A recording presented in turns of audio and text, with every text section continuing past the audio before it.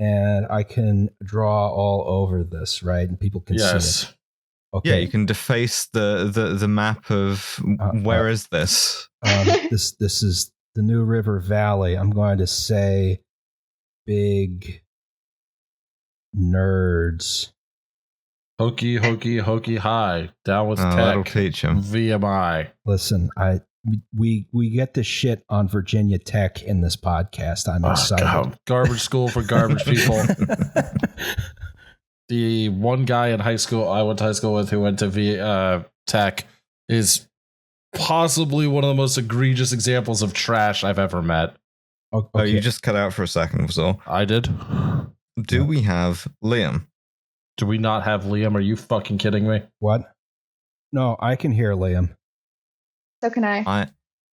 Okay, well, it's my fault then. I cannot hear Liam. All right, it's going to be fun, baby. Have I muted Liam? That's the most insulting thing I've ever done, if I have. You piece of shit. I literally have server muted Liam. Wow. God, dude. Go fuck I'm yourself. So sorry. Fuck you. Fuck you. I'm so sorry. Are I don't you? know why I Are did you that. after all the nice things I've ever done for you? Are you fucking kidding me? It must have been the last time we used Discord. It must have been like Zencastr era, but like, yeah. Yeah. Well, someone in the comments, I'm gonna make the rude comment is, I wish I could mute Liam, and to that I say, fuck you. yeah. All you have to do is be on the show, and then you can mute Liam anytime you want. Or you could just go watch a Do Not Eat video, you fucking pussies. Listen. Welcome to Well, There's Your Problem. Fuck you. It's a podcast with many technical difficulties where we all hate the listeners. We all hate each other. We all hate you personally who is listening to this. It's just generally bad vibes all around. I'm Justin Rosniak. I'm the person who is talking right now. My pronouns are he and him. Okay, go. I am Alice Caldwell Kelly, the person who is talking now. My pronouns, she and her. Hi, I'm Liam Anderson. Hopefully not muted this time, Alice. My pronouns are he and him, and we have a guest. We have a guest today. Guest. Hello, my name is Sarah Roop. My pronouns, my voice talking, and my pronouns are she, her. All right, we've done it. We've started the podcast at long last. Only 26 minutes late, baby. So it's 29 minutes late by my clock. Are you sure you're not 4 minutes behind? Oh my god. Well, we started talking like 3 I'm minutes. going to fucking have a nice time. No, you got to edit that out. You can't have that. Yeah, that's true. It's suicidal ideation. If you got to edit me out, fine. you got to edit her out. Just dub me over with this. I'm going to have a nice time. Yes. I like that. Oh, I'm so hungry. Great. Just anytime we make an actionable threat, just dub over a thing that you've clipped out of me saying, have a nice time. Yeah, please do, actually. Yes. Okay. So what you see on the screen in front of you is a satellite image of the New River Valley, which Sarah has come on to talk about today. We're going to talk about a lot of aspects of it and sort of inequalities there, and dysfunctional funding of schools is a big part of it, and what Sarah's experienced in working in one of the schools in this region. Right, that's what we're here for, right? Yeah. Yes. Okay. I adequately described that. Good. Guest successfully introduced. Yes. Right, us. Yes. We've made it over the second hurdle of many. Yes. Where will we crash and burn? We don't know, and you don't either, baby. Yeah. That's right. That's right. So anyway, but first we have to do the goddamn news.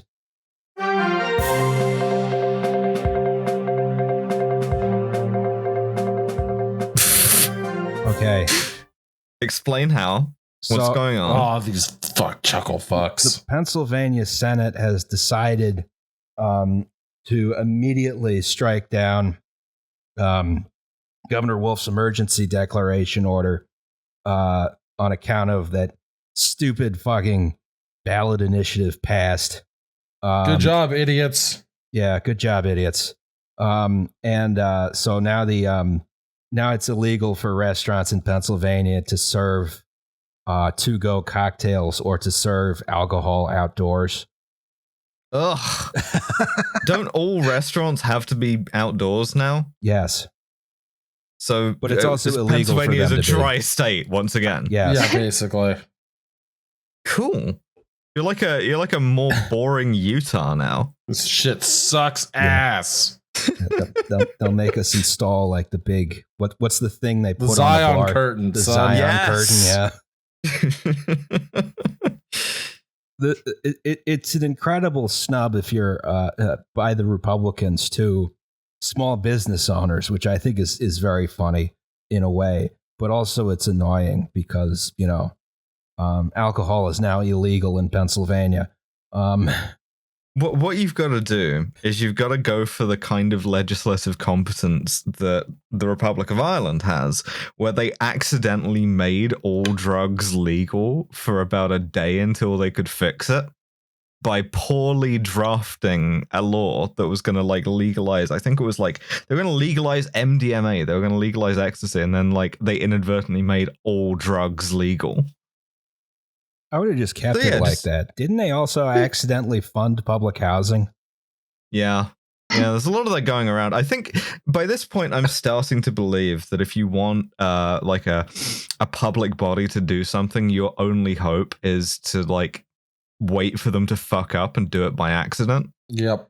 Yeah, you give them 12 Guinnesses, every single legislator, and then they come out of the chamber the next day and they've accidentally brought through full communism. I mean, this is Hail Satan.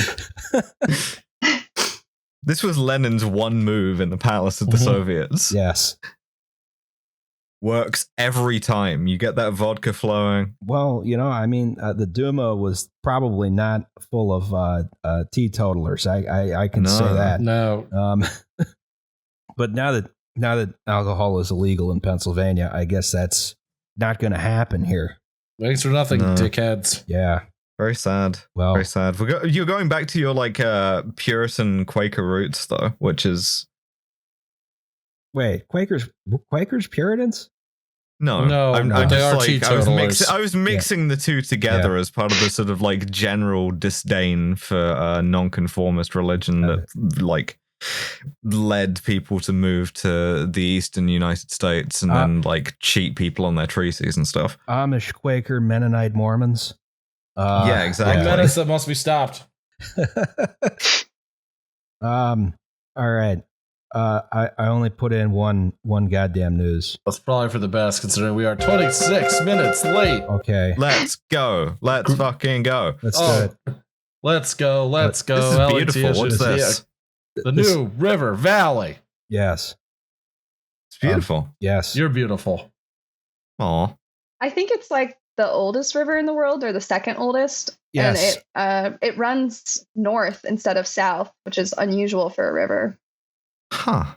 And it's funny because it's the oldest river in the world, and they call it the New River. It's not even close, according to Wikipedia. Really? It's third, according to Wikipedia. How wrong am I?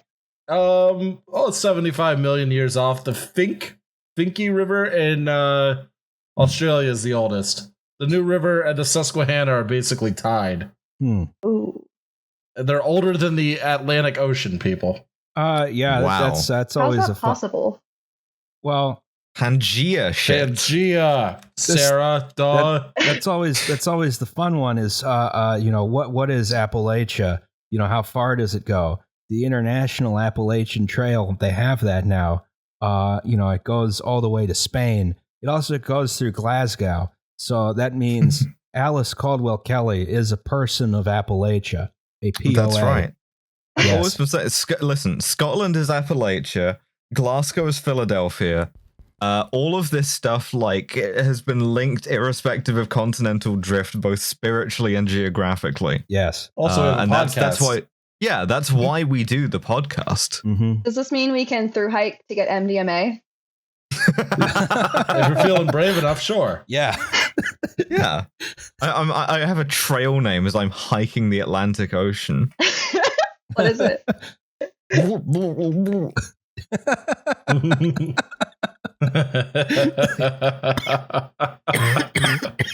Underrated joke. I love doing this podcast because I can just hit you with a dad joke. Yes.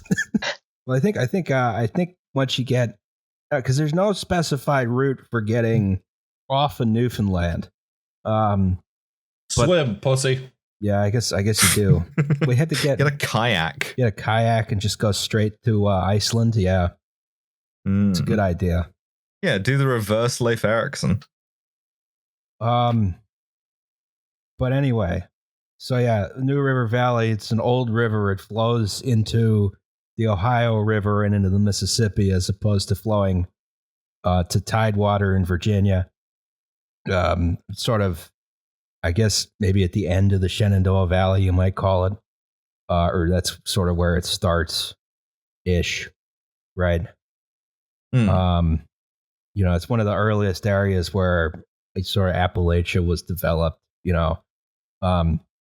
After sort of, initially there was this thing in the Shenandoah Valley and the Great Appalachian Valley in general called the Great Indian Warpath, which is the English name, right? Algonquin-speaking tribes called it the Mishimayagat, which means the Great Trail, or Ethowunami. Nailed it. Yeah, nailed it. Yeah, the path where they go armed. Right now, you're not just using this thing for wars; it's for like trade and stuff. But it's sort of a combination of trails carved by wildlife going to salt licks, and paths carved by people trading. Unimproved basic trail. A lot of it later became sort of U.S. Route 11. Long after settlers, a massive downgrade. Yeah, exactly. It's a fascinating drive. I will say that. Oh yeah, you can go to Smiley's. Yes, you can, for which you're welcome. Yeah, you can get the best dang barbecue in Virginia. No, the best dang BBQ in VA, sir. This is true, yes. And they have beer flights. In case you don't know what we're talking about, Smiley's is a truck stop with a barbecue restaurant in it for some reason, and a full-service bar in it for some reason. Yes. And I ordered a Mr. Pibb, and they gave it to me in a foam, gas station cup. I don't know why I was expecting fountain, like a soda gun, but I did not get that. I was just like, I bet if I asked real nice, she would pour 3 shots into this for me. Hell yes. And of course, we don't know, but it's entirely possible that indigenous peoples had their own Smileys along this piece of infrastructure. That's a good point. Yeah, I don't know. I don't know anything about Native American cooking. A lot of fry breads, which is good as hell. Fry breads are good as hell. 3 sisters, so corn, beans. I forget what the third one is. Someone's going to be yelling at me in the comments for not remembering. Squash. Yeah, squash. I don't know. It's probably too far north for stuff like tomatoes, right? But yeah. You say tomato too. Yeah, tomato. Yeah. You said tomato, and it bothered me when we saw you. Oh boy. But Alice does it. She gets an exemption. Yeah, because I have the normal accent. That's because we never talked about tomatoes on the show before. Yeah, well, there's your problem, the tomato. And now there's an irresolvable divide between the hosts. Too bad we can't fire you. I know. So eventually, settlers come in. Daniel Boone finds goes through the Cumberland Gap and improves the roads. People start settling. Then they find coal. See the guy with the hat, the raccoon hat. This is the guy with the raccoon hat. Yes, raccoon. Jesus fuck.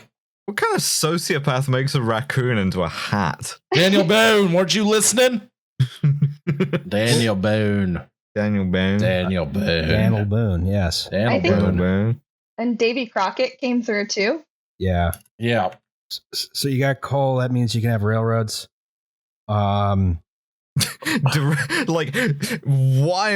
swinging through about 100 years of history. Yeah, I'm just gonna skip over this because we want to get to the meat of it.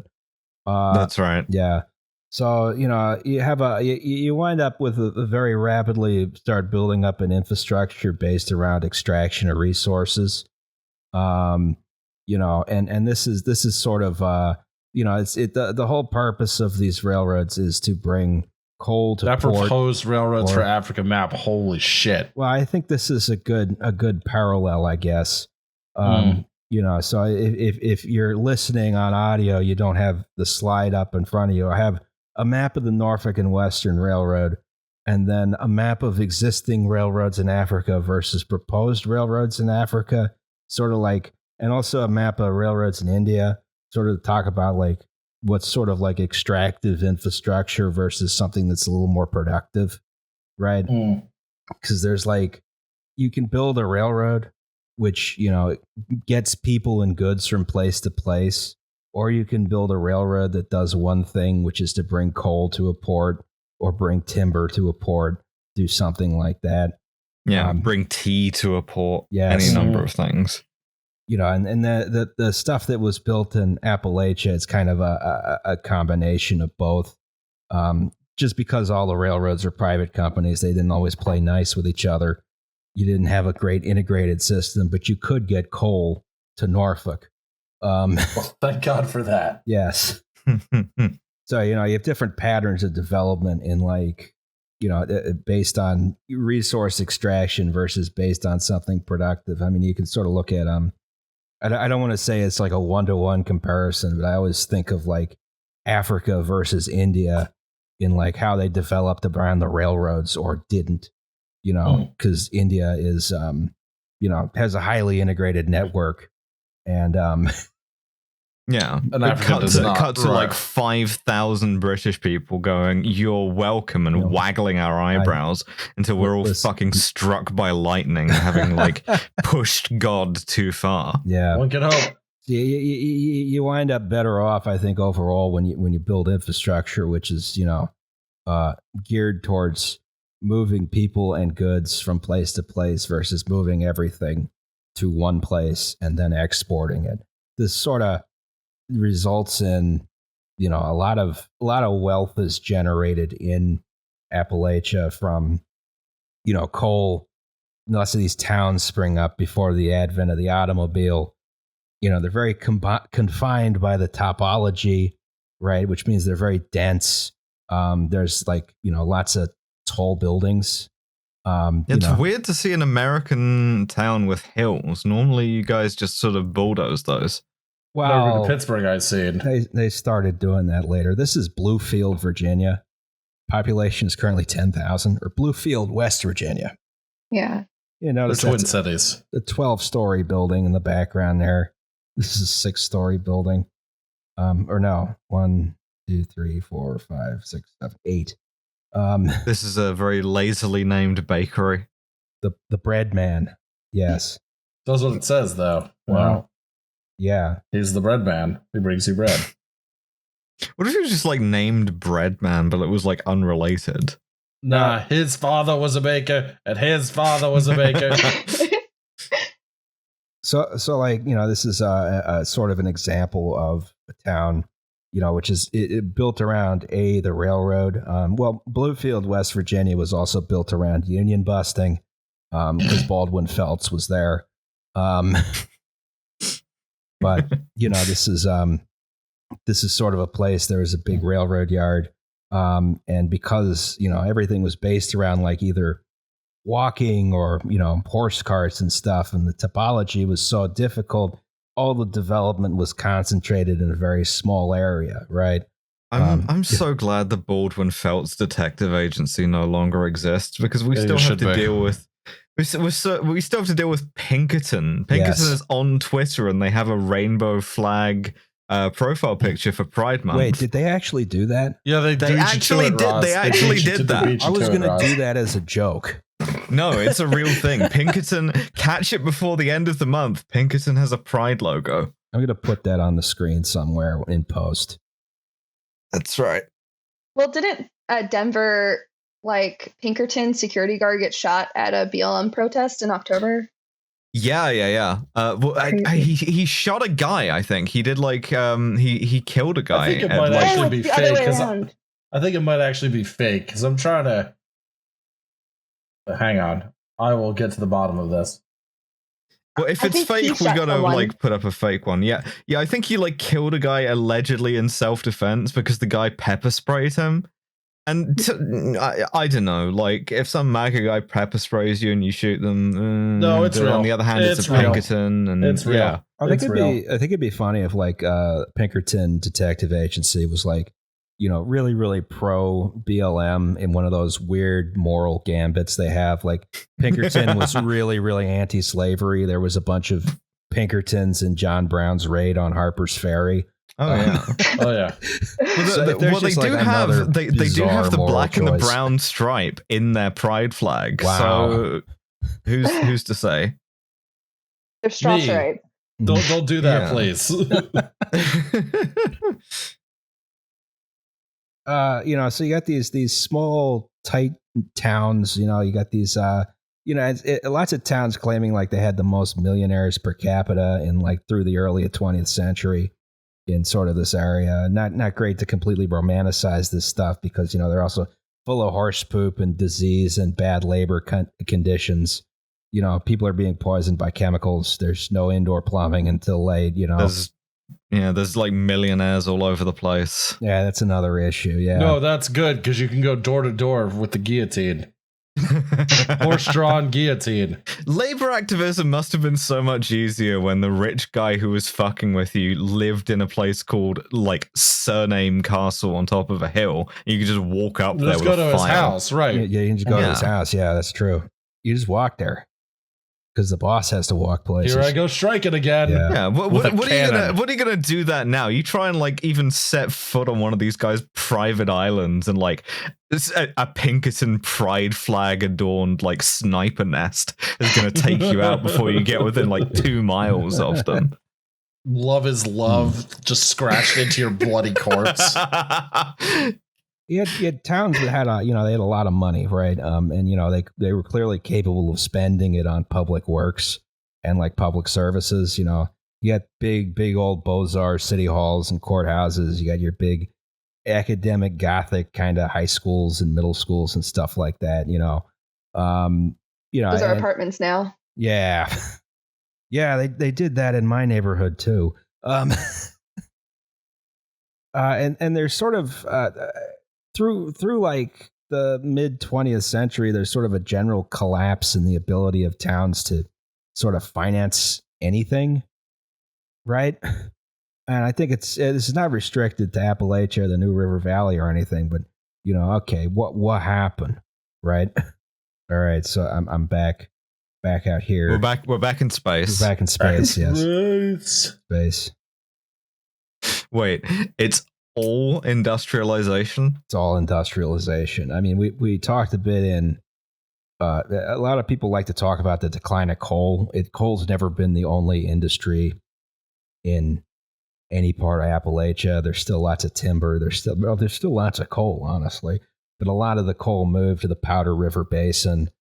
We talked about that in our Vulcan episode.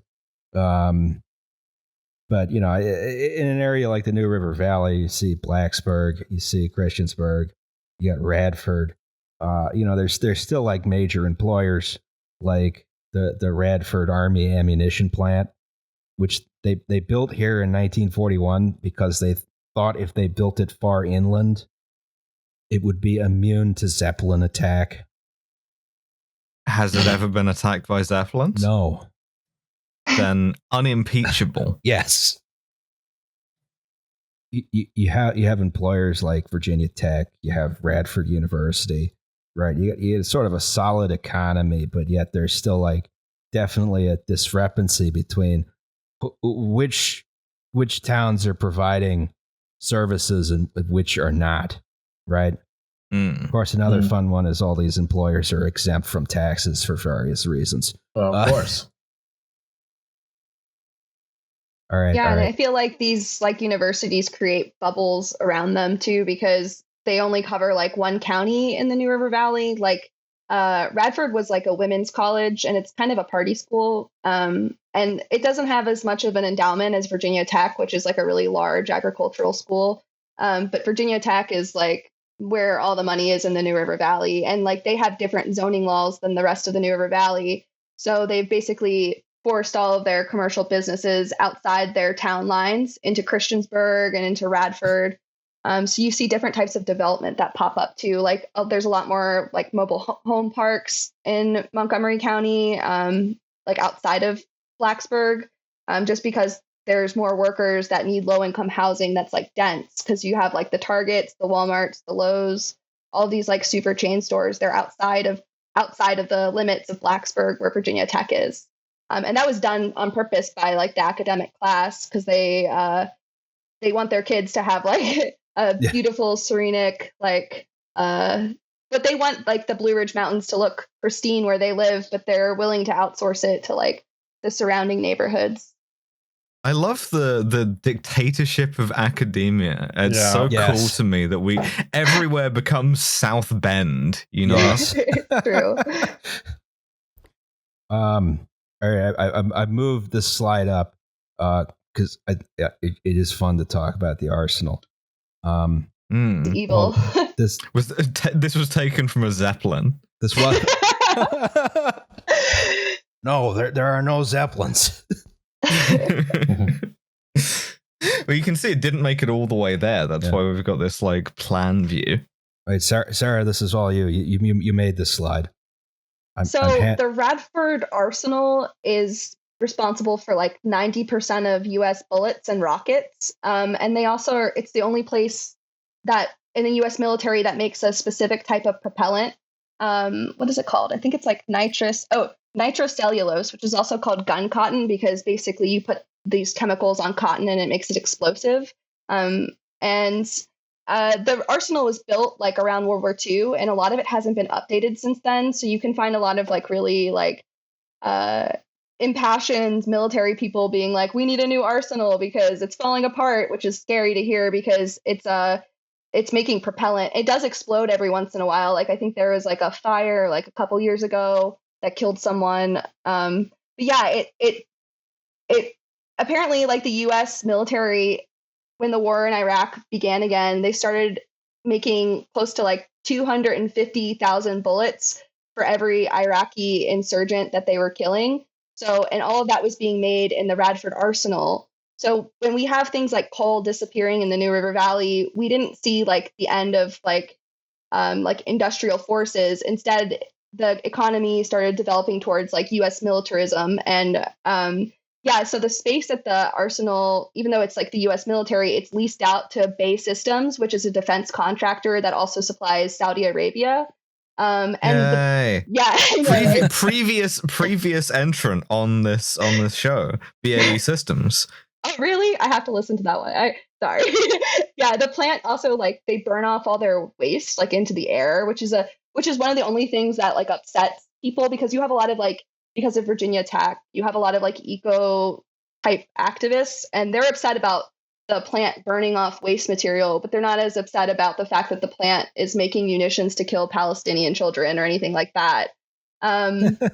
And yeah, it's a pretty shitty situation. Like my boyfriend's dad worked at the arsenal for 30 years, and I think he was only making like 5 figures. And at the end of it, he developed this condition called PSP, which is like a chemically caused like disease. It's caused specifically by chemicals, but it's kind of like Parkinson's. And there's other people in town who've gotten like cancer from working underground in the arsenal.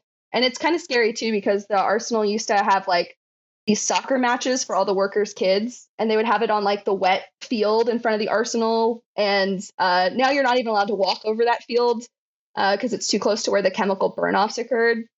So what a fantastic fun what a way to spend a Saturday. Yeah, just go out and like, hey kids, you know what's a fun activity? Licking unknown chemical patches. What if the Love Canal, except that they were actively dumping toxic waste in there while the kids were watching? Be like, hey guys, you want to see something crazy?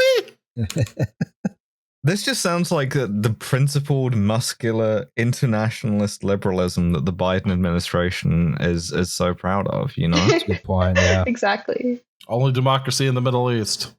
That's right. What, America? Huh?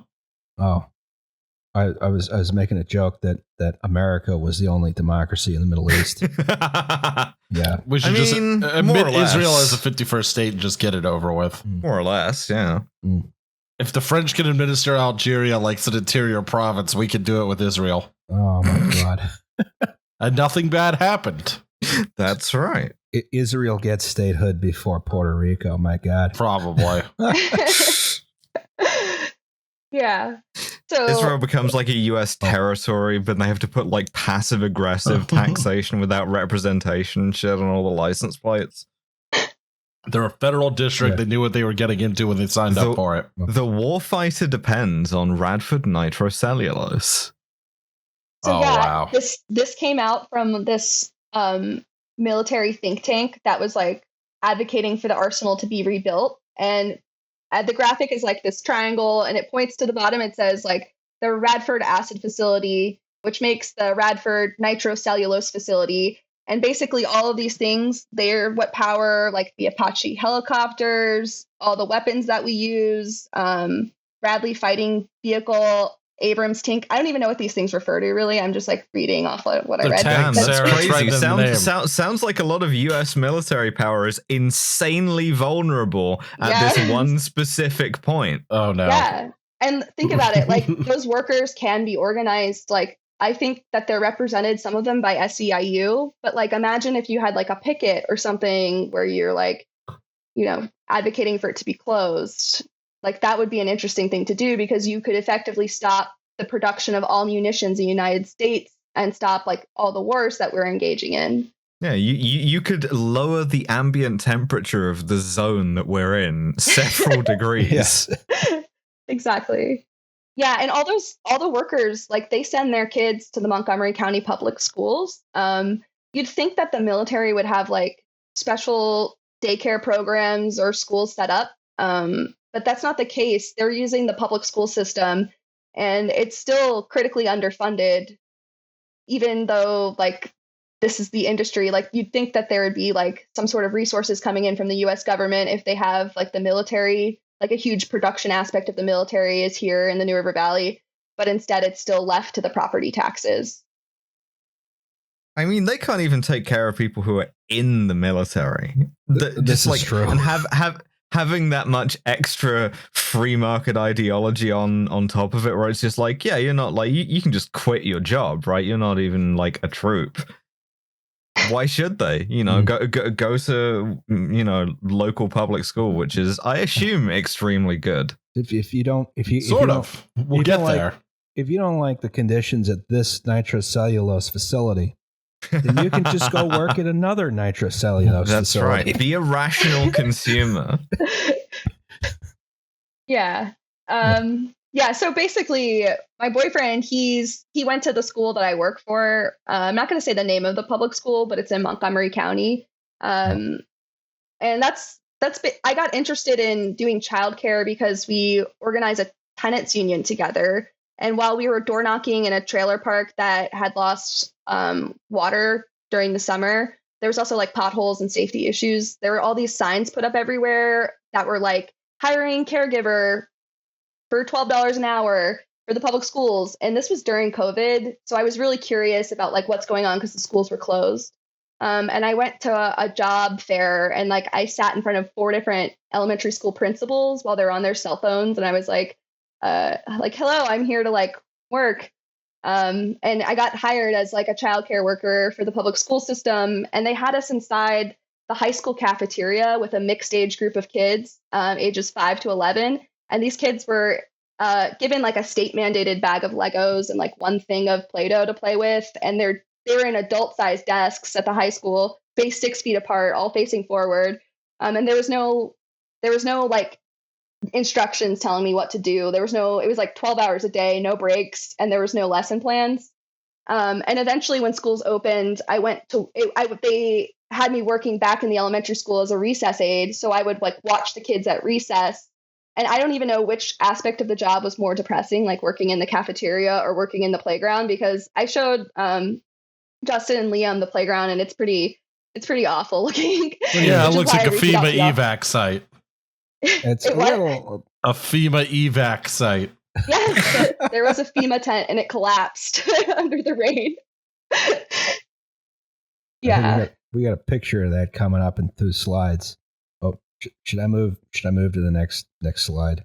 I'm just going to do it. Oh yeah. So yeah, if we're driving from where I live in Craig County to the school I was working in, I would pass a bunch of 2 different elementary schools in Blacksburg on my way to work. And these elementary schools had literal like multiple playgrounds for different age groups. They were huge buildings, big windows, and they had racetracks for kids to like race little mini cars around with their feet like Flintstones. And this is like compared to my elementary school, which had 3 swings and a fenced in blacktop and the monkey bars that like were dangerous. And so I started getting like really angry. I was like, why is there so much difference between Blacksburg kids? Sarah, schools? you can swear on the show. Yeah, you can swear on the show. Sorry, I'm still yeah. used to being around little kids. Yeah. I was like, yeah, I can't even make myself cuss. Why the fuck? Why are the schools so different? And yeah, these questions about inequalities really came up to me. Because like also like there's no sidewalks around the elementary school where I was working. So all the kids like the school I was working in is a Title I school, which means that 40% of the children or more like live below the poverty line. And you can see directly where they live. There's like a trailer park that's less than a mile away, and then like a dense apartment building. And even though those buildings are walkable, you can't walk. There's no pedestrian access because there's no sidewalks on the side of the road and there's no crosswalks. So it's kids literally have to take right the bus. across the street. Yeah, and you gotta send a bus across the street. And they do. Yeah. And like there's no bus aids either, so the kids get in fights on the bus, which is like a whole thing. Yeah. Getting in fights on the bus that goes across one street and then like back round. It's a real quick fight. Yeah. I was about to say, could this be a resolve it. metaphor for anything? Yeah. For capitalism, right? Yeah, probably. It is I always- don't know. I just work here. One of the things which I always thought was kind of interesting is just the lack of pedestrian infrastructure in areas which are, sort of rural, impoverished areas. One of the big ones is actually on reservations. Lots and lots of people don't have cars, but there's no sidewalks anywhere. It seems like where they're most necessary. Pave the res. Yeah. I can't believe I even have to say shit like that. Mm. I mean, I literally can. Let's just genocide in slow motion, but Jesus Christ. Mm. And so one of the big differences too is like it's not just like that the kids can't walk there. It's like there's nowhere for them to play. And I found it incredible that when I started working as a recess aide, that the kids were only given 20-minute recesses. And that's basically the same as like when you're having a smoke break as an adult in your adult job, or like if you're having you're in prison and you're taking laps around the prison break field or whatever. Like it felt like that's basically what the school was preparing kids for. And it These looks kids like a got to prison. unionize. These kids. Yeah. You gotta unionize. You like blow the recess whistle or like hit the bell or something, and the kids just like, listen, buddy, I'm union. Yeah. You don't tell me when recess ends. I tell you. Well, it's kind of Gotta funny. call a tiny little union rep at an adult desk. And he's Aw. just like, we don't talk to management. Throwing crayons at you. All the new students are called scabs or something. Yeah. And so also when I was on the playground was also not meant for kids with disabilities. Like I had this one student who was in first grade who had a developmental disorder, and like he went up on the monkey bars and he fell off, and in front of me he literally broke his arm, and I had never seen anyone cry that hard in my whole life. And afterwards I was like trying to tell the first graders like, don't go on the monkey bars, but it's like there's no other options. There's literally 3 swings for 60 kids and like a blacktop. There's not anything else for them to do. So I'd have to play games with them, like capture the flag, things like that, which is a weird job because I'm an adult. But it was like playing with kids. Well, the good news is that there's nothing to link disabilities or like developmental disorders with living next to an arsenal that like pumps a shit ton of chemicals out into like Yes. Exactly. Yes. As we know. As we know.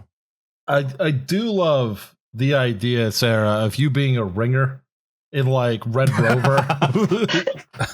Just like absolutely clotheslining some poor 9-year-old. I mean, it happened a few times on accident because it's just like they're so small and like you're playing tag. I mean, okay, we got like I got like noodles so that they could hit each other with noodles instead of their hands. And they would end up like hitting me a lot of times, and you know, you just gotta take it.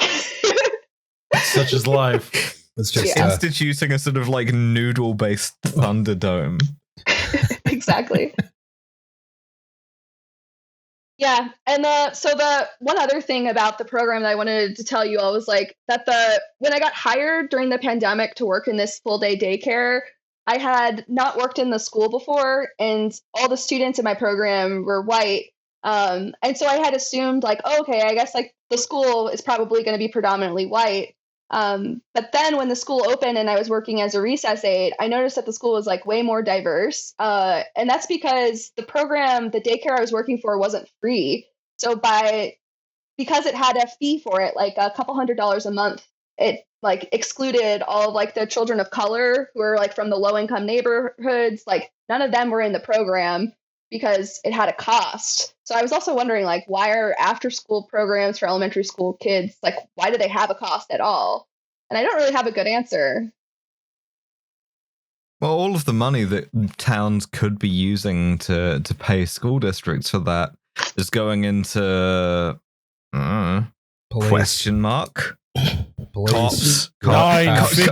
Nine figure administrative costs. Yeah. Yes. Yeah. We had to buy the local police department like a new MRAP because they like weren't happy with having just the one. Yeah, instead of a bear cat, it's a bear cub. It's child sized. Yeah, our town has like a Susan G. Komen, like souped out pink, like cancer cop car. Oh my God. The worst variation of that I've ever seen was in upstate New York, a tiny, like essentially one of those like New York towns that's like a golf course that's incorporated, had an autism awareness Humvee. Wow. I mean, I know why, but it was bright blue and it had the like puzzle piece logo on one of the doors. For when their SWAT team or whatever needed to raise awareness of autism. Right before they shot somebody with autism in the leg for not obeying orders. Yes. Well, that's also raising awareness. That is raising awareness. You're right. You will probably Be very aware of the you got existence shot. of people with autism. Yeah. Our heroes in blue, ladies and gentlemen. Causing a national incident, yes, that will raise awareness of autism because very few people are aware of the concept of autism.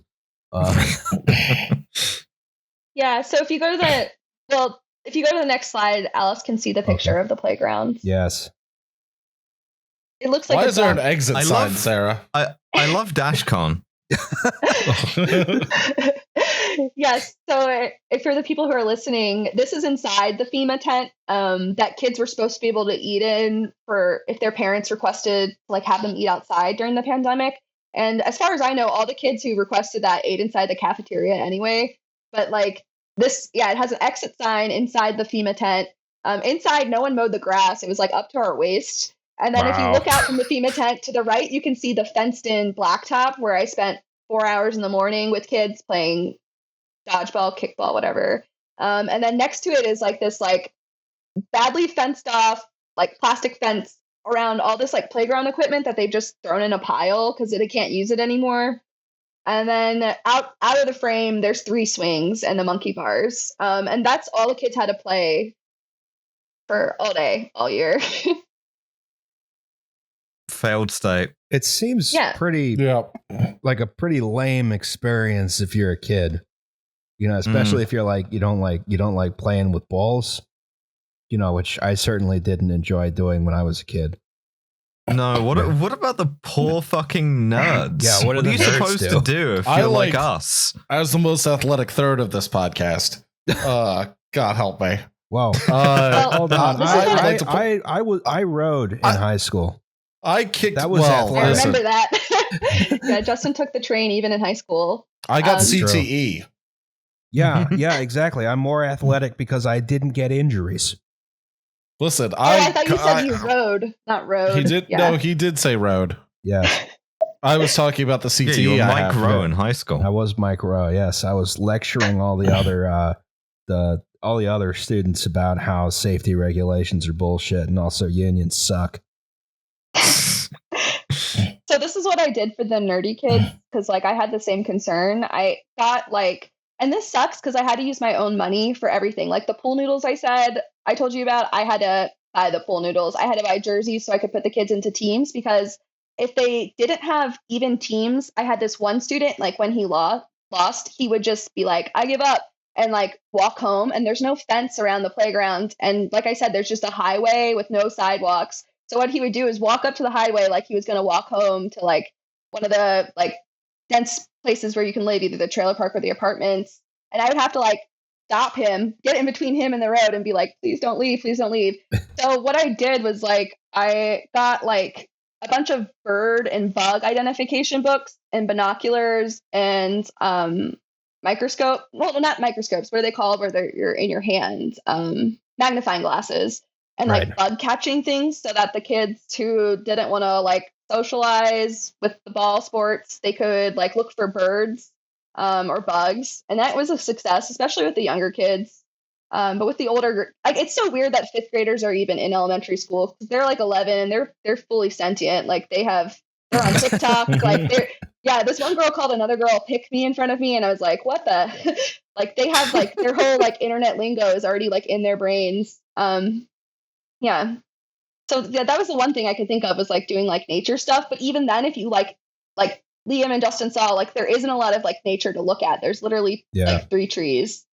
Yeah, the asphalt beetles of West Virginia. There was the man mowing his lawn next door. Yeah. Wild, wonderful. Oh, it's normal Virginia, not West Virginia. Yes. Yeah. So if you go to the next Bold of slide, you to call it normal Virginia. normal Virginia. So that was just more facts. But this, like, the thing about this that is most upsetting is that the Blacksburg is deliberately zoned, like I said, to like allow the academic upper class to have like a higher quality education for their children. Like their kids have playgrounds, they have racetracks, all this stuff. And at the same time, it's because they have all the low-paying businesses concentrated outside of Blacksburg in the town where I was working, Christiansburg.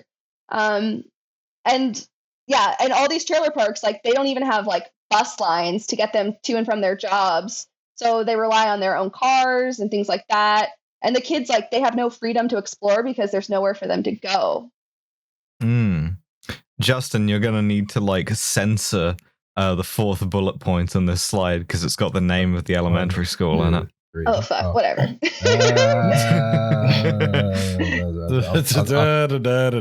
I'll do that in post. Yeah, just if you want to put the the Pinkerton Pride logo over that, I'll do that. Yeah. And I think a lot of times these kids too, like they don't have like a good home life. So if they had public childcare or even like beautiful like playgrounds to play on where they could go after school, or if after school programs were free, like it would really improve just like their dispositions, because they go home and they play, like they kill each other on Fortnite if they have Fortnite. But yeah, like a lot of times, like these trailers that these kids are living in, their parents have been caught into these things called like rent to own schemes, which is where like a trailer park landlord, instead of like renting you the trailer, he sells it to you, but you still have to pay a lot rent on the trailer. And this means that legally the trailer park owner, he no longer has to do any maintenance on the trailer. So like if your pipes burst below the ground or your electricity in your trailer busts, like he has no responsibility to fix those things. Good so Lord. Oftentimes people will like run out of electricity and water and have no way of fixing it. I really hope that landlords have a nice time. Have a nice time. I hope. I think it'd be great if somebody gave their landlord a present. Yep. International Friends Day, yes.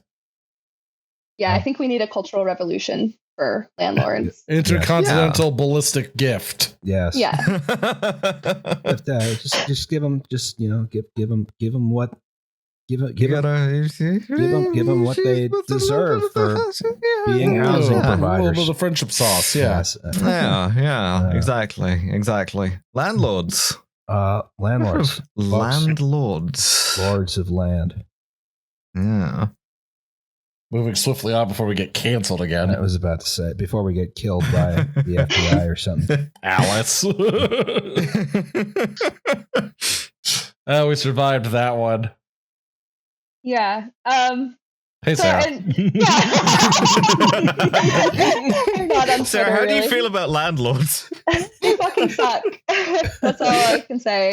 Our tenants union deals with landlords that are some of the shittiest people I've ever met. They threaten the women that live in their trailer parks. They like a lot of times in these.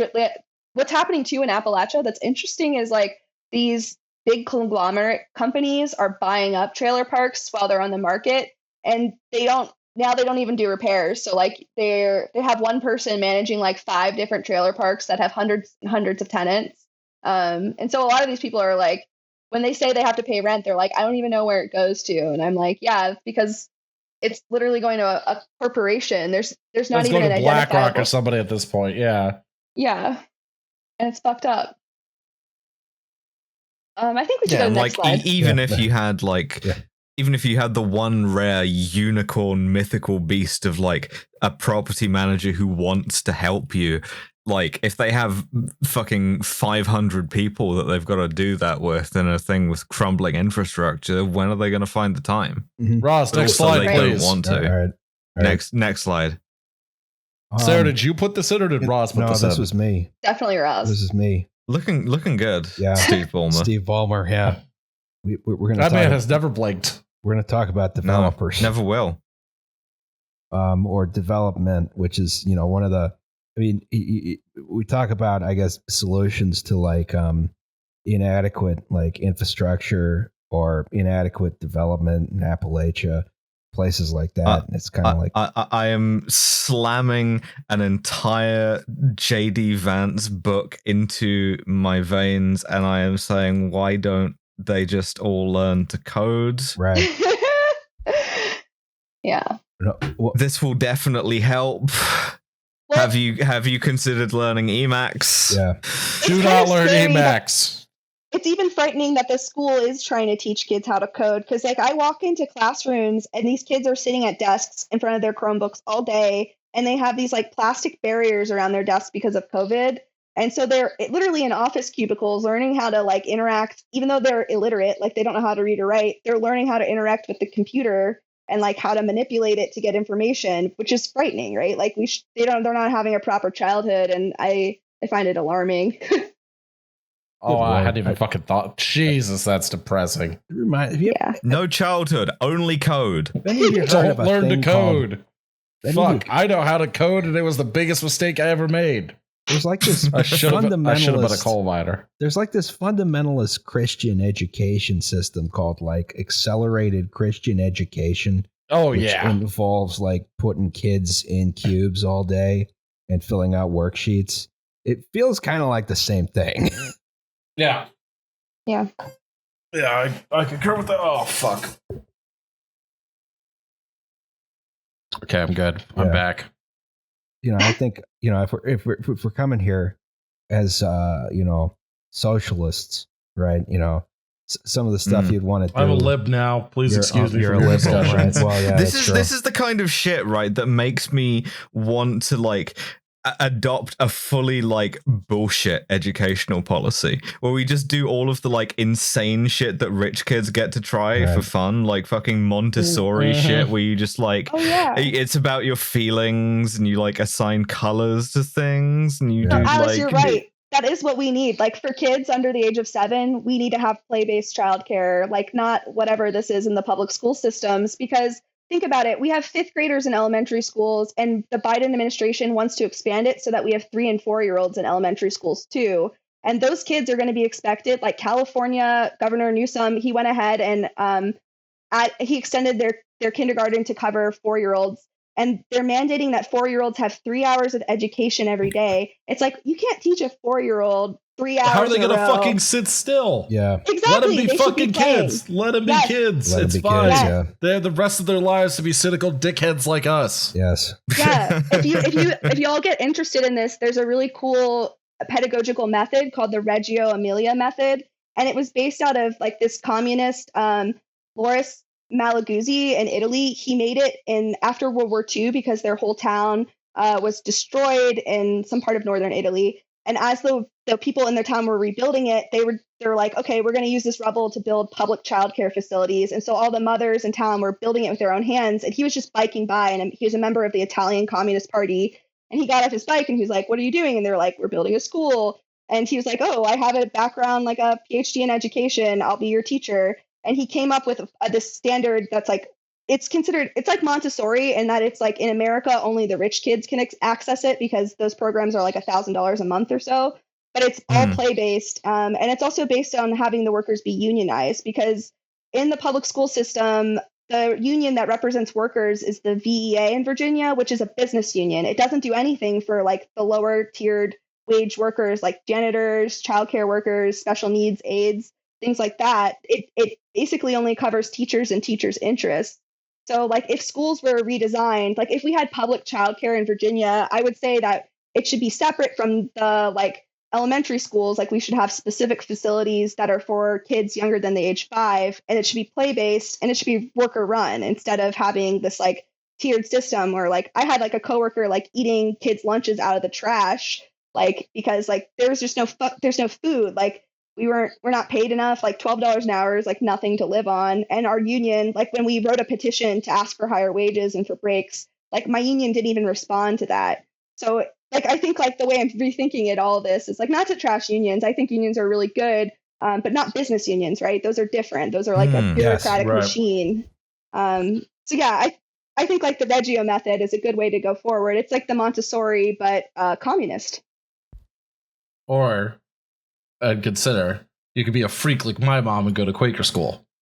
That's great, though. This is the thing, right? Genuinely, right?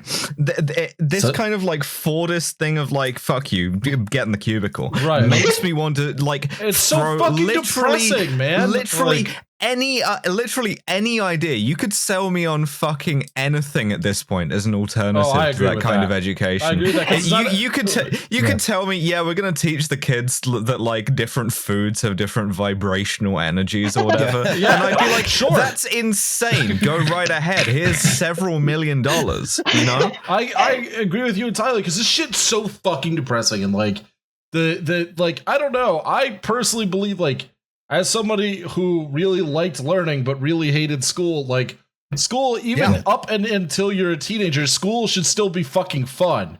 Yes. Like I should like the best project I ever had was, shout out Mrs. Kendrick, 12th grade English, where we read Dante's Inferno and then got to put people in hell.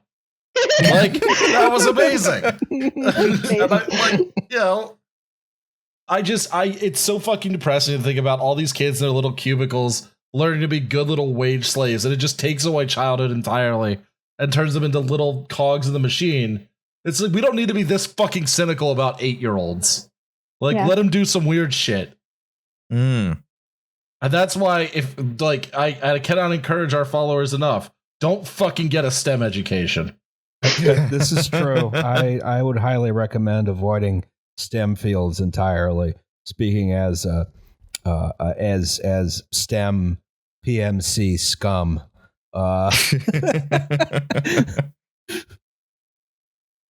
Just pedagogically, just fuck around a bit. Do something different. Do please. Some weird shit. Do some weird shit. Do some weird shit. Yes. What else is on this slide? Okay.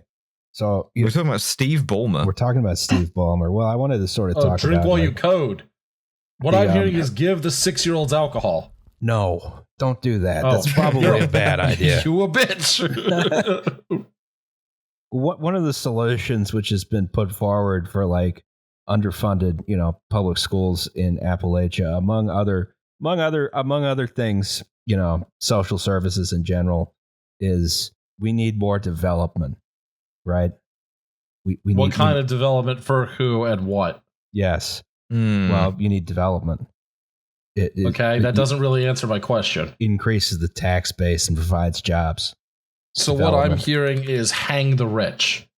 That's not no. That's not development. We need their money. We can't just kill them. We have to. No, wrong, so wrong. I don't want to be on this podcast anymore. I will say, if you just destroy wealth, it is equivalent to redistributing it, honestly, because the rest of the money becomes more valuable. Yes. All right, fucking laser designate some Bitcoin mines for me. Oh, I don't like. That's not really okay. The economics degree in my head is just throbbing in rage. Mm-hmm. Yeah, we don't have time to talk about artificial scarcity. So I thought it'd be good to talk about development. I think this is relevant to especially Christiansburg. What kind of development has been sort of prioritized, right? Which is why, and what's been built, and why it kind of hasn't provided the results. Yeah. Which is why we have to talk about the Appalachian Development Highway System. Yeah, I made it about cars. Did you see that coming? Look at this beautiful fucking cityscape. That is Breezewood. That is Breezewood. Yeah, that's true. Well, Breezewood, Alice, we got to take you to Breezewood. That's a good hell point. Yeah. I love to I'm so fucking aware of autism right now. I'm having so much autism awareness as I try to process 50 different signs of different shapes and colors, all competing for my attention. I fucking love Breezewood, man. It's the only place I'll ever feel at home. All right, so some of the theory. How the fuck do you pass any single thing in this? What you do is you sort of come out of this exit from 70 and you go straight across into the sheets. Oh, Christ. Yeah. And then you can ignore everything else. Yeah, Roz, you claim to hate cars, but I have numerous photos of you in a Volkswagen GTI. Yes. Okay. Well, that didn't work as well as I thought it might. Yeah. Well, I listen. So he built, this sort of interstate highway system, and that's sort of, it's a big sucks. system. It doesn't suck. I mean, it does what it does. It does it well. The Appalachian Regional Commission decided at some point it would be a good idea if we built a series of highways, to move people around within Appalachia. This is directly for purposes of development. The idea being this is going to increase. There's going to be more businesses. This is going to help the economy. It's going to provide jobs, so on and so forth. You drive 2 towns over to go to your new job coding. Yes. And on the way you stop and you get a coffee. Yeah, but in reality, it's you drive 2 towns over to go to your new job at Walmart. Right, exactly. Or the Amazon distribution warehouse, or what have you. And then you work at the Walmart as well. Some people said we're building roads to get people out of Appalachia, and roads, I mean, in terms of economic stimulus, I mean, they're expensive to build, but very cheap to operate. You don't have to pay anyone to run them, right? Unlike, say, mass transit. Or trains. Yeah, exactly. So, there's not a lot of direct stimulus. There's lots of short-term construction jobs, minimal personnel who are out to repave and salt the roads. It's good for contractors, right? But it hasn't been good for long-term economic development that increases the tax base. No, and the jobs that it creates have no job security because you're going to have to go across 3 or 4 different states looking for work doing this shit. So, but, theoretically, this increases the tax base and increases, opportunities, right? And increases cities' ability to fund services like schools, right? But sort of the net result of this has been kind of the opposite, right? because when you build better roads, instead of having nice compact development, you have stuff that really sprawls out. The result of which it's much more it's more expensive for a city to maintain infrastructure for a Walmart or a Target or a Lowe's than it is for them to maintain infrastructure for a smaller business in a smaller form factor, right? Yeah, because the business models of all of those chains are predicated on giving as little of that money back to anyone, but especially the local area as possible. Yeah, and it's also about the physical form factor. You have more street frontage. You need a wider road. You may be trying to attract a business. You may be trying to attract like a new development in the form of a Walmart, and then suddenly they build a big parking lot, and that means you need to redesign your entire stormwater system in your town because that's just how bad a parking lot is, right? A lot of times the business is required to pay for the improvements, but that's sort of a one-time cost, and then the maintenance is passed on to the city. So if you're like a town, like a small town, and the Walmart opens, you might get double tapped by the Walmart, So like they build a road around the town, like a bypass, and then a Walmart opens along the bypass, and the Walmart says, well, this is going to be great for the town. We're going to, you're going to amortize your losses over 20 years. Now the road is bypassing around, the central business district. Everyone's shopping at the Walmart. The Walmart is, requiring all these services like the big road, and the Walmart doesn't pay the same level of property taxes that most, businesses in a small downtown would. And this is it's a parasite. It's a parasitic business, yeah, and it's and it sort of results in local businesses closing, because the Walmart's more convenient. And now, if you're trying to maintain a city budget, all of a sudden this is much more difficult. This Walmart that was supposed to be a boon for the city has actually just drained the tax base. Now you have no money for anything, right? But this is all in the name of development. Right. So yeah, because now you have a Walmart. Now you have a Walmart, maybe you have a Sheetz, you have a couple other things, right? Hey, don't talk bad about Sheetz. Well, it's been there for you in some pretty dark hours, has it not? This is true, yes. Well, so is Walmart. I feel that, unfortunately. Yeah. And so, a lot of the money that's gone into development has specifically been to encourage this kind of business and this kind of development pattern, and it's a net negative for most towns and cities. These places are very expensive to maintain. They require a lot of infrastructure to keep them running. I think a good example here. I have downtown Christiansburg, and just outside of Christiansburg at the same scale here. Right. Oh, hell yeah. Yes. All right. So this is looking great. Christiansburg itself is kind of, there's a lot of parking in here, but I think a good example is over here we have a Hardee's, right? And over here we have a place called McAdoo's. McAdoo's is a sandwich place, and they also have a liquor license. Probably. I think for a Southwest Virginia chain, it has pretty good pastrami, surprisingly. That Hardee's parking lot is literally insane. Yes. So, like, sort of as an example, if you're going for development, right? You want development that's going to increase the tax base. You have this McAdoo's, right? It has it's on a little road, right? At most you're maintaining this amount of street infrastructure, right? There's a parking lot behind it, so I guess maybe this as well. You have a sewer lateral, you have a water lateral, right? That's about it. You have the street. You don't have any parking.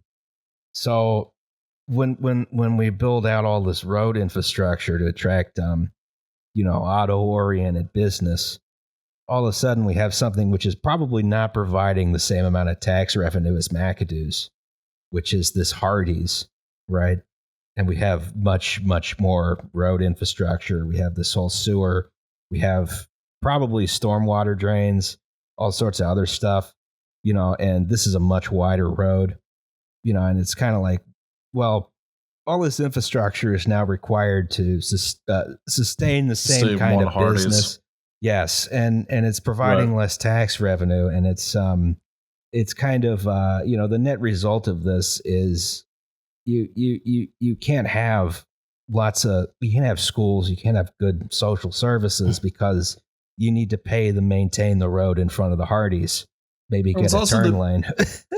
You don't talk to or meet any of your fucking neighbors because you're all in your cars. Whereas you get a sandwich and a beer at McAdoo's, and then maybe you stop to get your wife a present or something, and the florist because her kid goes to school with your kid. It's that sort of thing. It's not about just like, because we hear support small business all the time, but like you should support density and less auto-based infrastructure, because the time is coming, folks, where I will have to put cannons on my GTI. I think it's very... Yeah, well, you're just sitting in traffic getting madder and madder at your fellow man. Well, I think it's very clever that like Blacksburg has managed to shove all the auto-oriented businesses into Christiansburg, rather than try and deal with stuff on their own. Considering they have that world-class urban planning school there at Virginia Polytechnic and State University. You will never beat Clemson. Yeah. Yeah, I get it. You love playing Enters. Oh, well, we all play Enter Sandman and jump around when our football team comes out, just get wiped off the fucking face of the planet by Miami 52-10. Oh, and I like hot dogs. Fuck, fucking hate Virginia Tech. All this stuff is really, really, really expensive to maintain. It just eats city budgets. You can't have, and this is sort of a slow motion disaster that's happening everywhere in the United States. So why isn't there like a corporate tax for maintaining infrastructure in Virginia? I don't think anyone's ever reckoned with the cost of this infrastructure, especially since a lot of it's kind of abstracted. And local officials are not like smart people. No, they're also very easy to bribe. Yeah, it's people don't think that like maybe development is going to actually be bad. No, because you have a Walmart now. And you said you were going to get development and you did. Yeah, and the tax revenue, is supposed to be there, and sometimes it isn't. If you're a mayor or whatever, you get to like open a thing, which mayors love doing. A lot of times Walmart will come in and say, here's the statistics. They say it'll be a net positive for the city in 20 years, right? And then, after that, I think I read today somewhere that the average lifespan of a Walmart is 12 years. Wow. We're bringing the jobs back for 12 years for some of you. And then you just have this liability for the city after that. Yeah, an empty Walmart, yeah. Which I guess, maybe you want some money, you can turn it into an ICE detention camp or something. Failed state. Failed state, yeah. And like, it's not like the McAdoo's employees or the Hardee's employees or the Walmart employees or Target employees are unionized, right? And if you look at like my partner, he's trying to organize a workers committee at the local Target in Christiansburg. He does this thing called Target Workers Unite, and like all of his efforts have been like thwarted by management, just because he gets threatened with like if he takes a photo at work, like saying like he supports the UAW strike, which is happening at the Pulaski Volvo plant right now, like his managers will call and be like, yeah, you can't do that. Like you can lose your job, things like that. Cause like even showing solidarity with your fellow workers or like making yourself recognizable so you could walk around town and be like, yeah, I'm trying to start a union. That's like a danger to you at your job. People will do anything to stop it. Yeah. Cause I mean, just on a personal level, You might lose your gig as like assistant manager of this Walmart, which is going to close in 11 years, 11 months and counting. Yes. Yeah. I love capitalism, and I love the consciousness that it gives us, and there are no problems. Yeah, and it's kind of it is depressing, when you look at, I guess, municipal budgets, and it's like, well, it becomes a question of, we have to choose between police or schools or repaving the turn lane for the Hardys because the drive-through is backing up onto the road. Yeah, and we can't say no to the cops because they terrify us. And you can't say no to the Hardys. So yeah, they terrify us, but for different reasons. Yeah. There's the guy at the Hardee's slowly rubbing a cheeseburger on your face. Well, the Hardee's kills more people statistically, but it's like slower. The cops probably also go to the Hardee's. Yeah.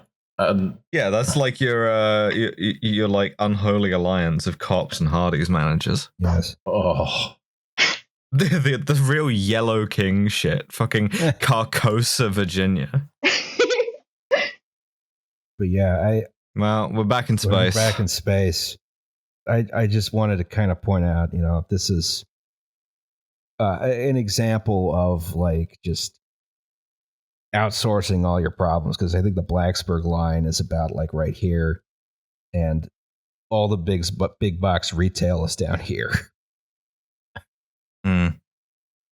Yeah, Christiansburg, it just looks like a giant strip mall. It's one of the ugliest places I've ever seen for that reason. And it's sad, too, because I like came and lived here because of the Blue Ridge Mountains and like hiking the AT. I was like, wow, it's so gorgeous. But then like you go into town and it just, everything looks the same. Yeah, it's incredible how much you can do when you outsource all your problems to other people. And there are never consequences. Oh, thank God. Right. That's right. Yeah. Well, what did we learn? America is a failed state. Yes. Mm-hmm. The United States military-industrial complex is exceptionally vulnerable at one place, which is like only protected from one thing, which is Zeppelins.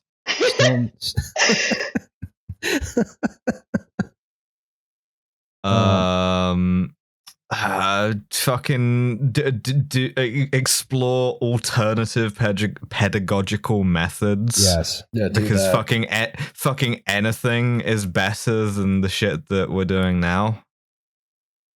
Absolutely. Encourage. Join a union, start a union, get fired from your job for trying to organize a union. Kill some Pinkertons. Mm-hmm. Yeah.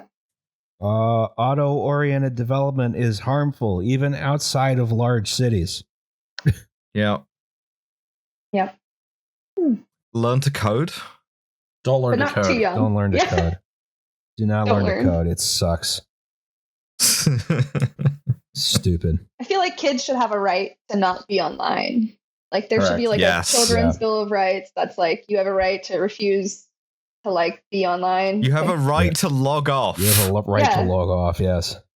You should be able to touch grass. There should be grass for you to touch in your playground that's not covered in ticks. Yes. That's right. That is a good one. All right.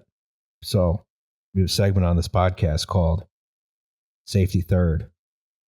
Shake hands for danger. Okay. I had to split this one in two because it was long. This is already an array of images here that we've been given. Hello. Well, there's your problem podcast. Hello. Hi. Hello. I am a contractor. Boo. I know. Sorry. Yeah. For one of the Class 1 railroads. I work on a safety system called Positive Train Control, or PTC. PTC, if you don't already know, is a very involved and complicated system to keep trains from running into each other. It involves putting a GPS antenna on all your locomotives, hooking it up to the Commodore 64 version of Google Maps, and then doing a bunch of very duct taped together feats of telecommunications to track the trains, watch the speeds, and do all of the train A leaves from Los Angeles going north at 60 miles an hour, and train B leaves San Francisco going south at 45 miles an hour. Math problems, which seemed ridiculous at the time, but now are relevant so the trains don't crash into each other. Cool. Okay. Yes. I currently do office drone work that is very boring and very physically safe, if not spiritually safe. But my last assignment was a slightly different story. I did something called verification and validation, or V&V, which meant I got to test all of the Commodore 64 Google Maps data before we put it on the trains.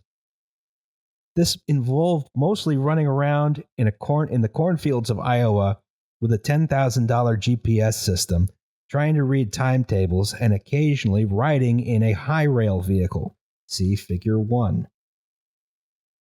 This is Figure 1. Now, Figure 1, you may notice he is in the pickup truck, and there's a train right there. Oh, Jesus. It's fine. You've got right away, gunner. Yeah. Figure 1 is actually a very safe and normal situation other than my flagrant violation of Maintenance of Way Operating Rules 1.10, games, reading, or electronic devices. Here we are waiting for a train to move into a siding so we can get track and time to move past it. The dangerous shit we did was either on foot or in the lab. One of my first tasks, after being freshly rushed through Maintenance of Way class, I was sent to BFE. I don't know what BFE is. Bum fucking Egypt, middle of nowhere. Big fucking... Okay. Yeah. Okay. To perform an audit of a subdivision that was about to have PTC turned on. Basically, they just send me out into the world by myself, double check someone's work, and see if I had enough brain cells to rub together to be trusted for actual work. Usually, these audits would be done from the high rail, as we have to sit on each critical asset. That's signals, speed signs, switches, derails, crossings, clearances, and milepost signs to verify our data was within the 7.2-foot FRA requirement. The high rail would simply roll down the tracks, pausing at each asset. I would check my computer and only have to jump out to get assets on sidings and EMT tracks. That just sounds nice. That sounds relaxing. It sounds nice. I want to do that. I want to drive the pickup truck on rail wheels down the line. Yeah, that'd be kind of fun. I could collect 10 to 50 miles of a 200-mile subdivision a day this way, but it requires either having one of our own high rails, see Figure 2. Yeah, it broke. F. Or bumming a ride with a track inspector.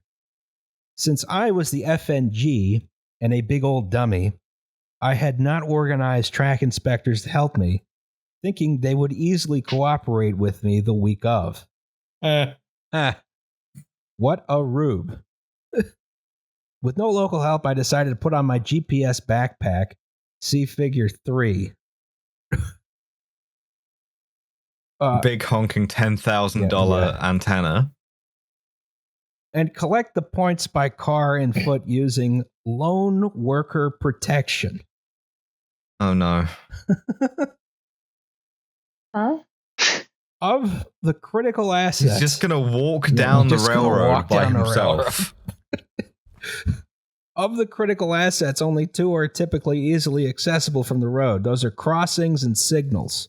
Because signal people are whiny and they don't like the high rail if they don't have to. Most subdivisions have public crossings every mile or two, with absolute signals every 10 miles and intermediate signals every 2 miles. So, as you can imagine, driving 200 miles with roughly 100 to 200 stops in Iowa, where the roads do not follow the main line, is daunting. But since I'd already fucked up with the track inspectors, I wanted to at least do something to show my boss back at home, which is dumb. don't go above and beyond for your boss. Yeah, and especially don't fucking turn into Sam Porter Bridges' railroad version, you know? So I started hiking through the Iowa cornfields wearing steel-toed boots and jeans in 100-degree, 90% humidity. I was so sweaty and gross, my lookout/lone worker form book melted in my back pocket. So lookout/lone worker protection is a way for rail crews to work on rail when they aren't permanently obstructing the track. Basically, you have a guy read the timetable, determine the speed of train traffic, and then using the form book, determine how far away you are, how far away you have to be to see a train, be able to safely clear the track. That guy is your lookout. All he does is look for trains. Now, lone worker is the same idea, but you guessed it, you're all alone. Oh, no. Technically, you can't do anything that distracts you from looking out. Since I just had my laptop and GPS up and running, my reasoning was that I could step on the track when it was safe, and while continuing to look out, press the pass/fail button on my laptop. I had done this for a couple of days and found myself in real middle of nowhere shit. You know, lots of bones and fancy designs on the track, lots of coyotes howling in the distance. And I'm just walking the track. The track was elevated with drainage ditches maybe 4 foot below the rail, just with ballast or decent-sized gravel making up the sides. It's a real bitch to walk on. That's when I heard the horn of Amtrak. That's when I shook hands with danger. Yeah. Well, timetables tend to give at least 2 speeds, one for passenger, one for freight. In my part of the world, which is west of the Mississippi, freight trains have a maximum track speed of 70 miles an hour, but passenger trains are 79 miles per hour. This gave me slightly less time to slide into the drainage ditch than I had planned, and I got to experience an Amtrak at full tilt, maybe 10 feet from my head, race over me. Oh, fuck. No, thank you. Yeah, no, thank you. To be continued. It gets dumber. Shake hands with danger. It gets worse? It gets Yeah, worse. it gets worse. Yeah, it gets worse. Oh my god. All right. Well, our next episode is on the Tacoma Narrows Bridge disaster. Does anyone have commercials before we go? I do a podcast called Kill James Bond. Liam does a podcast called Lions Led by Donkeys. Justin does a YouTube channel called Do Not Eat. Mm-hmm. Sarah. Give us your commercials. Okay, so if you're in DSA, support my Childcare for All resolution at convention this year. It would give organizers like me an opportunity to build out legislation for statewide universal childcare. Also follow at VAC4A, which is my working group for DSA for Childcare for All. That's our Twitter account, and it's run by multiple people. So don't DM anything. That's weird. Yeah. Thanks for having me. Our pleasure. Yes, Please be normal in Sarah's working group's DMs. Yes. Thank you, Alice. All right. I think we did a podcast. Good Yeah. podcast. We did it. Awesome. Against all odds.